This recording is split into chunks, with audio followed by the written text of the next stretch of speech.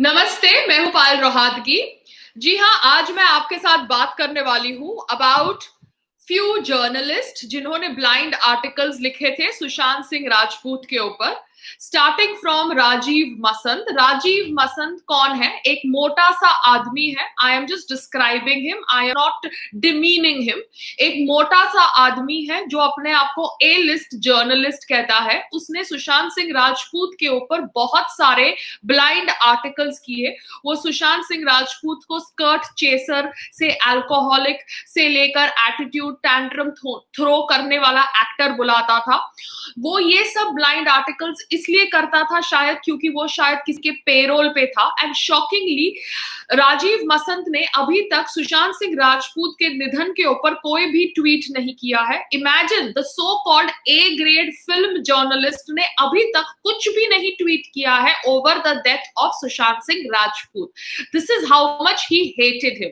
ये राजीव मसंत का एक इंटरव्यू आया था जहां पर वो आलिया भट्ट की चाट रहा था और आलिया भट्ट कह रही थी कि कैसे वो उड़ता पंजाब के लिए या फिर कलंक के लिए डायरेक्टर्स के ऑफिसेज में गई और उन्होंने खुद अपने मुंह से डायरेक्टर को बोला कि मुझे आपकी पिक्चर में काम करना है, अगर आप मुझे पिक्चर नहीं देंगे तो मुझे बुरा लगेगा। Yes, she obviously spelled it from her own mouth कि वो किस तरह से काम लेती है। ऑडिशन करना तो दूर की बात है, वो इस तरह से काम छीनती है जो दूसरी एक्ट्रेसेस का होता है।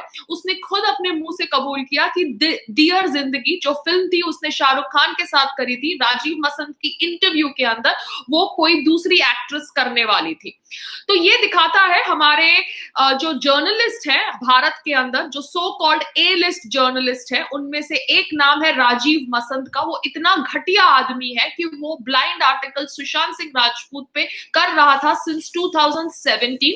वो उसकी गर्लफ्रेंड अंकिता लोखंडे को अल्कोहलिक कह रहा था अपने आर्टिकल्स में। वो ये कह रहा था कि उनकी जो रूमर्ड गर्लफ्रेंड है रिया चक्रवर्ती, वो सेट के ऊपर, सुशांत सिंह राजपूत के सेट के ऊपर टैंट्रम्स थ्रो करती है। Yes, these are articles in public domain. वो ये कह रहा था कि कैसे कीर्ति सैनन और सुशांत सिंह राजपूत का अफेयर था और वो अफेयर टूट गया after Rafta film flopped and Kirti got close to some other producer. Yes, that is how blind articles are written. I am quoting it on the basis of sources which have mentioned these names on social media platforms. Anupama Chopra करके भी एक journalist है जो obviously सबको चुप रहने के लिए कह रही है, जो सुशांत सिंह राजपूत की मौत के ऊपर बातचीत कर रहे हैं। क्यों? क्योंकि वो चाहती है कि जिस आदमी ने सुसाइड नोट नहीं लिखा वो नहीं चाहता था कि उसकी मौत के ऊपर लोग बातचीत करें। Thank you Ravi Dhillon for the support to team to Payal Rohatgi YouTube channel. तो ऐसी अनुपमा चोपड़ा जो अपने आप को obviously A list film journalist कहती है, विदु विनोद चोपड़ा की बीवी है और वो चाहती है कि सुशांत सिंह राजपूत के निधन के ऊपर सीबीआई इंक्वायरी नहीं हो। क्यों? क्योंकि जिस आदमी ने सुसाइड नोट नहीं लिखा वो नहीं चाहता था कि लोग उसकी डेथ के ऊपर बातचीत करें। मगर मैं जानना चाहती हूँ सभी लोगों से कि जिस आदमी ने 1 महीने के अंदर 50 सिम कार्ड बदले, तो क्या वो सिम कार्ड उसको इतनी आसानी से मिल गए? कौन था जो उसके लिए 50 सिम कार्ड लेकर आया? क्योंकि जब भी आप एक नया सिम कार्ड लाते हो आपको एड्रेस प्रूफ देना पड़ता है, आईडी प्रूफ देना पड़ता है, और 50 सिम कार्ड लाना कोई भी सप्लायर से 1 महीने के अंदर एक आदमी की आइडेंटिटी के ऊपर सस्पिशन क्रिएट करता है। तो क्या पुलिस को इसके बारे में पता था? क्या ये न्यूज रियल है? और अगर ये न्यूज रियल है तो फिर इसके ऊपर पुलिस ने कोई बयान क्यों नहीं दिया? क्या पुलिस को पहले से ही पता था कि सुशांत सिंह राजपूत को कोई धमकी दे रहा है? क्योंकि अगर मुझे भी जाके एक सिम कार्ड लेना है फ्रॉम अ शॉपकीपर और फ्रॉम अ सप्लायर, मुझे अपने आईडी प्रूफ देने पड़ेंगे, एड्रेस प्रूफ देने पड़ेंगे, और बार बार नंबर चेंज करना बहुत डिफिकल्ट होता है और सिम कार्ड लेना एक प्रोवाइडर से बहुत डिफिकल्ट होता है। तो कौन था वो सप्लायर जिसने 50 सिम कार्ड सुशांत सिंह राजपूत को 1 महीने के ड्यूरेशन में दिए? और क्यों नहीं उसने कोई इंक्वायरी करवाई? क्योंकि एक आदमी के आइडेंटिटी के ऊपर इतने सारे सिम कार्ड कैसे मिल सकते हैं? मगर इनके ऊपर कोई चर्चा नहीं करेगा। राजीव मसंत के पास टाइम नहीं है इन सब टॉपिक्स के ऊपर चर्चा करने के लिए। राजीव मसंत तो बस ऐसे मी टू वाले आर्टिकल्स लिखता है जहां पर वो मी टू की बात करेगा अगर उसे सुशांत सिंह राजपूत की बात करनी है।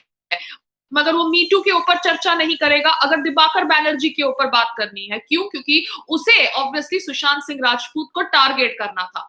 तो जैसे कंगना ने अपने वीडियो में बोला, बहुत सारे जर्नलिस्ट थे जो सुशांत सिंह राजपूत के ऊपर ब्लाइंड आर्टिकल्स लिखते थे और उनमें से सबसे ऊंचा नाम, सर्वोच्च नाम राजीव मसंद का है। वो एक मोटा सा पॉट बेली वाला जर्नलिस्ट है। I am describing him for all those people जो राजीव मसंद को नहीं जानते। तो Rajiv Masand is one of those journalist जो खुली तौर से सुशांत सिंह राजपूत को टारगेट करते थे।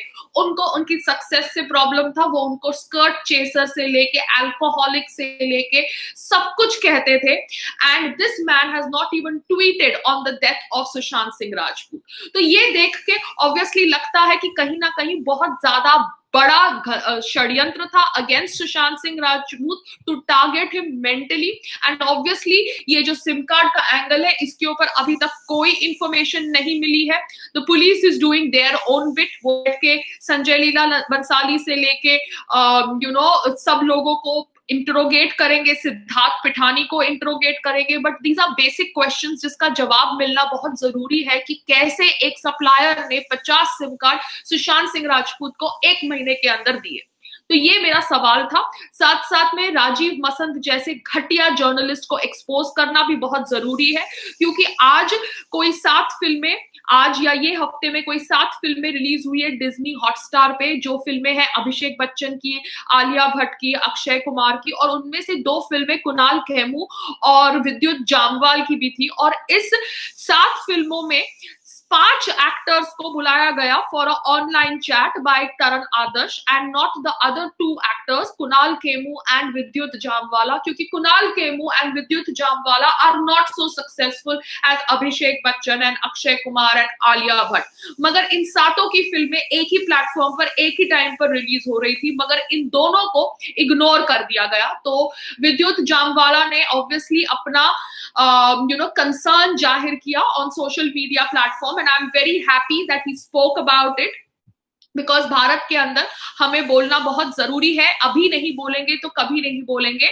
उनको सपोर्ट किया रणदीप हुड्डा ने। I think that is a good gesture because outsiders need to support outsiders, क्योंकि अगर आप एक दूसरे को सपोर्ट नहीं करोगे तो स्टार किड्स तो आपको वैसे ही खाने के लिए बैठे हैं।